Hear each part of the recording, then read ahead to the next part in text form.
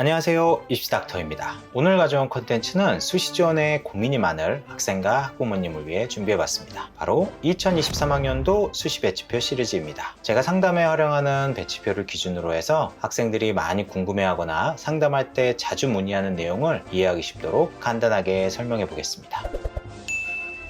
이번 시간에는 경영학과에 대해 살펴볼 겁니다. 다만 잠시 뒤에 내용을 보시면 아시겠지만 학과를 기준으로 찾을 때 특정 조건을 걸지 않으면 검색되는 양이 엄청나게 많답니다. 이걸 다 살펴보면 내용이 너무 길어지게 돼요. 정보가 가장 필요하다고 생각되는 등급대인 3, 4, 5등급대로 구분하여 설명드려 보겠습니다. 이번 영상에서는 5등급대 경영학과를 살펴볼 것이고요. 참고로 지금 화면에 보여지는 이 배치표에 대해 더 자세히 알아보고 싶다면 아래 고정 댓글 또는 더보기에 있는 URL을 참고하시면 배치표에 대한 자세한 설명 확인하실 수 있습니다. 관심 있는 분은 해당 URL 참고해 보시기 바랍니다. 그럼 5등급대의 배치 점수가 예상되는 경영학과를 살펴볼 수 있도록 배치표를 정렬해 보겠습니다. 우선 모집 단위는 당연히 경영학과가 되겠죠? 경영이라는 키워드를 넣고 검색을 합니다. 총 911개의 검색 결과가 나오네요. 검색된 결과는 올해 2023학년도에 경영이라는 단어가 들어가는 모집 전형이 911개라는 뜻입니다. 엄청나게 많죠? 그래서 이 모든 내용을 설명드릴 수 없다고 앞서 말씀드린 것이랍니다. 이제 오늘 영상의 목표였던 5등급대 경영학과를 살펴보기 위해서 엑셀 필터 기능을 좀 더 활용해 보겠습니다. 우선 산업경영공학과 같은 자연계열 학과도 경영이라는 키워드가 들어가 있어서 검색된 만큼 인문계열 학과만 살펴보겠습니다. 다음으로는 5등급대를 살펴보기로 했으므로 지원 가능 내신 등급 점수 범위를 5에서 5.99로 설정을 해보겠습니다.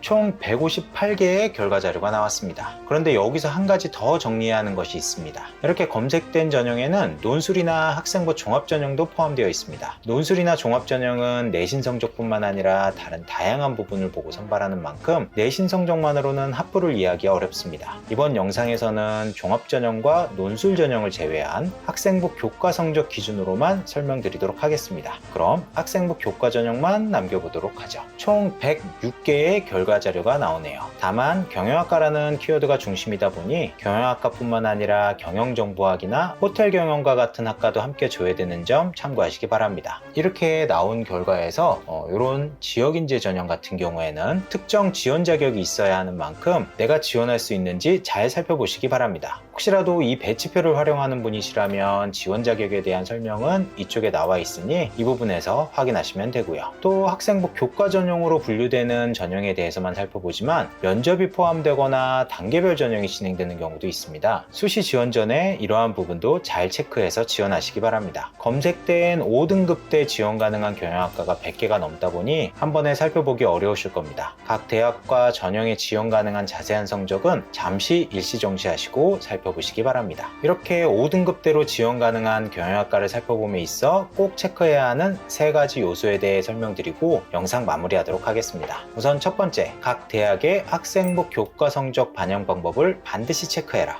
각 대학마다 학생부를 어떻게 반영하는지는 다 다릅니다. 어떻게 반영되는지를 체크해야지만 나에게 유리하게 적용해 지원할 수 있습니다. 예를 들어 경운대 같은 경우에는 국영수 교과 중에 상위 6개, 사회, 과학, 한국사 교과 중에 상위 3개 이렇게 해서 총 9개만 반영합니다. 잘 나온 9개만 반영하는 것이죠. 반영 교과는 조금 다르지만 경주대 같은 경우에도 비슷하게 9과목만 반영하고 있고요. 특정 학년이나 학기의 성적이 상대적으로 높은 학생이라면 내 성적은 더 높게 평가될 수 있는 것이죠. 반면 계명대의 경우에는 전 교과를 반영합니다. 내가 이수한 주요 교과의 모든 과목이 그대로 반영되는 것이죠. 감이 좀 오시죠? 이렇게 학생부 교과 성적을 어떻게 반영하느냐에 따라 내 평균 내신 성적이 5에서 6등급이더라도 3, 4등급으로 평가되어 경쟁할 수 있는 대학들이 많이 있답니다. 이 부분은 수시 지원함에 있어서 1순위로 꼭 체크해야 하는 요소가 되겠습니다. 다음으로 두 번째로 체크해야 하는 부분은 바로 수능 최저학력 기준입니다. 학생부 교과 성적을 어떻게 반영하는지도 중요하지만 수능 최저학력 기준을 충족하지 못한다면 무조건 불합격입니다. 내 평균 성적이 1등급이더라도 수능 최저학력 기준을 충족 못하면 무조건 불합격인 것이죠.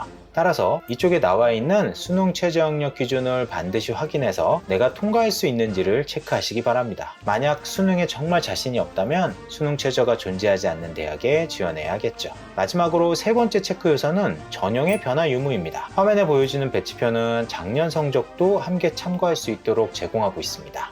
과거 자료는 실제 결과 자료인 것으로 반드시 확인해야 합니다. 그런데 올해, 그러니까 2023학년도에 전형이 변화되는 경우들이 있을 수 있습니다. 이러한 경우에는 과거 합격자 자료가 큰 의미가 없어질 수 있죠. 전형이 어떻게 변화되느냐에 따라 올해 합격자 성적이 변화될 수 있기 때문이죠. 예를 들어 동국대 경주 캠퍼스를 살펴보면 올해 학생부 반영이 전과목 반영에서 국영수사과 상위 3과목으로 변경되었습니다. 게다가 교과 전형 같은 경우에는 수능 최저까지 폐지되었고요. 수능 최저가 없으므로 지원자 모두와 경쟁해야 하고 결과적으로 실질 경쟁률은 높아져서 합격자 성적이 올라갈 가능성이 있습니다. 또 학생부 반영 교과도 줄어들게 되어 또 하나의 성적 향상 요소가 있는 것이죠. 근데 이 예상폭은 말 그대로 예상인 것이죠. 변수가 발생될 수도 있다는 뜻으로 생각보다 더 오를 수도, 반대로 작년과 큰 차이가 없을 수도 있습니다. 실제 이런 사례들도 있고요. 그렇다 하더라도 이런 상승 변수가 적용될 가능성이 있는 학과는 소신이나 안정지원은 위험 부담이 있을 수 있으니 주의할 필요가 있습니다. 따라서 이러한 전년 대비 변화에서도 꼭 체크하시는 것을 추천합니다. 추가적으로 하나만 더 말씀드리면 이런 5등급대로 지원 가능한 대학의 경우 합격자 성적 편차가 큰 편입니다. 1등으로 합격한 학생과 중간에 위치한 학생, 그리고 문 닫고 들어가는 학생의 성적 차이가 좀 큰 경우들이 있는 것이죠.